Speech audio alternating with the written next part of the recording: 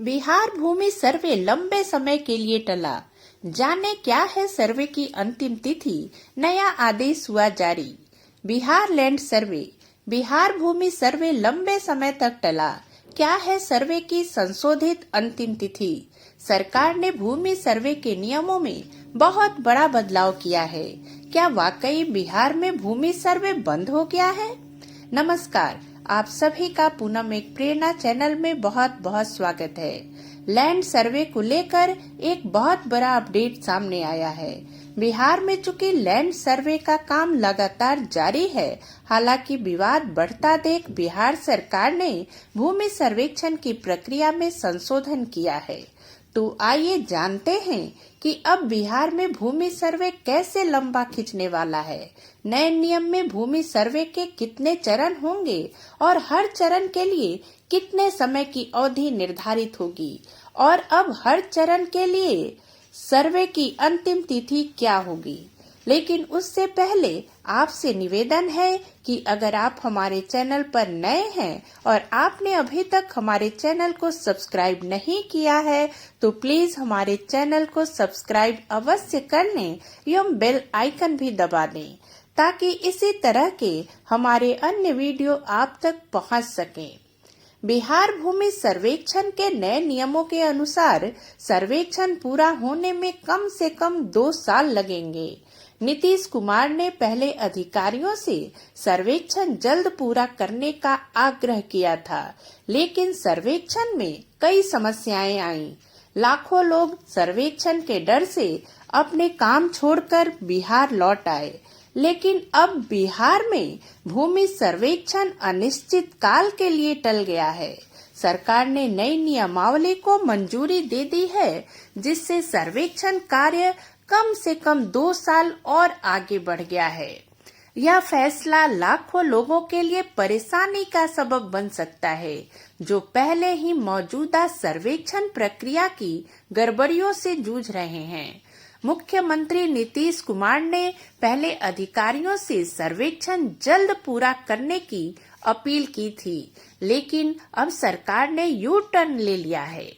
हवाई सर्वेक्षण की समय सीमा भी बढ़ा दी गई है, जिस पर अब 1423 करोड़ रुपए से अधिक खर्च होने का अनुमान है। बिहार में भूमि सर्वेक्षण का काम फिलहाल ठप पड़ गया है। नई नियमावली के अनुसार सर्वे पूरा होने में कम से कम 2 साल लगेंगे। यह फैसला उन लोगों के लिए राहत लेकर आया है जो अपने काम धाम छोड़कर सर्वेक्षण के लिए वापस आए थे। हालांकि अब उन्हें और इंतजार करना पड़ेगा।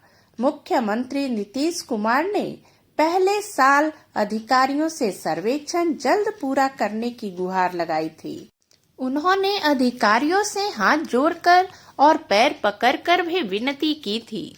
सरकार का कहना है कि नई नियमावली में बदलाव इसलिए किए गए हैं ताकि सर्वेक्षण प्रक्रिया में पारदर्शिता और सटीकता सुनिश्चित की जा सके। लेकिन विपक्षी दल इस फैसले को सरकार की विफलता मान रहे हैं। उनका आरोप है कि सरकार ने सर्वेक्षण कार्य को गंभीरता से नहीं लिया, जिससे लोगों को परेशानी हो रही है। आइए जानते हैं कि सर्वे का काम कितने चरणों में पूरा होगा। नई नियमावली के तहत सर्वेक्षण कार्य 4 चरणों में पूरा होगा। पहले चरण में जमीन मालिकों को अपनी जमीन का विवरण देना होगा। दूसरे चरण में सरकारी कर्मचारी इस विवरण का सत्यापन करेंगे। तीसरे चरण में लोगों को आपत्ति दर्ज करने का मौका दिया जाएगा और चौथे चरण में अंतिम प्रकाशन किया जाएगा। अब समझते हैं कि सर्वे में लंबा समय कैसे खींचेगा। नई नियमावली में प्रत्येक चरण के लिए समय सीमा तय की गई है। जमीन मालिकों को विवरण देने के लिए 180 कार्य दिवस का समय दिया गया है। यहाँ ध्यान देने वाली बात यह है कि सरकार ने स्वघोषणा आवेदन यानी प्रपत्र 2 भरकर जमा करने के लिए 6 महीने का नहीं बल्कि 180 कार्य दिवस का समय दिए जाने का संशोधन किया है। यानी अब स्वघोषणा प्रपत्र भरकर जमा करने के लिए लगभग 7 महीने का समय दिया जाएगा।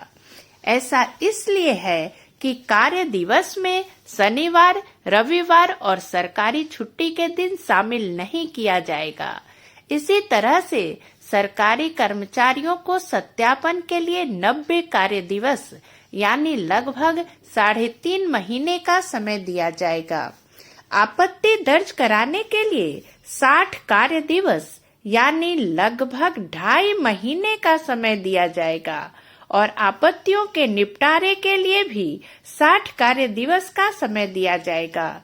इसके बाद अंतिम प्रकाशन किया जाएगा, जिसके बाद भी लोगों को 90 कार्य दिवस तक आपत्ति दर्ज कराने का मौका दिया जाएगा। इस प्रकार 2026 तक भी पूरा नहीं हो पाएगा सर्वे। कुल मिलाकर इस तरह से सर्वे के पूरा होने में 2 साल से ज्यादा के समय लग ही जाएंगे। इसमें विधानसभा चुनाव के दौरान लगने वाला समय भी शामिल नहीं किया गया है। यूँ समझिए कि चुनाव की घोषणा होते ही करीब 3 महीने का समय तो उसमें भी लगेगा। इस दौरान सरकारी कर्मचारी चुनाव के काम में ही लगे रहेंगे। इसलिए यह अनुमान लगाया जा रहा है कि सर्वेक्षण कार्य 2026 तक पूरा नहीं हो पाएगा। अब हवाई सर्वेक्षण की समय सीमा भी बढ़ाई गई है। सरकार हवाई सर्वेक्षण भी करा रही है, जिस पर 1423 करोड़ रुपए से अधिक खर्च होने का अनुमान है। हवाई सर्वेक्षण की समय सीमा भी 31 दिसंबर 2025 तक बढ़ा दी गई है। इससे यह साफ है कि सरकार को खुद भी नहीं लगता कि सर्वेक्षण कार्य 2025 तक पूरा हो पाएगा। इन सब बातों को देखते हुए बिहार विशेष सर्वेक्षण एवं बंदोबस्त नियमावली 2012 में यह संशोधन किया गया है। इस नए नियम से अब दस्तावेज जमा करने की तिथि से 180 दिनों तक या किस्तवार का काम समाप्त किए जाने के पहले तक जमीन मालिकों के जरिए दस्तावेज को जमा किया जा सकेगा।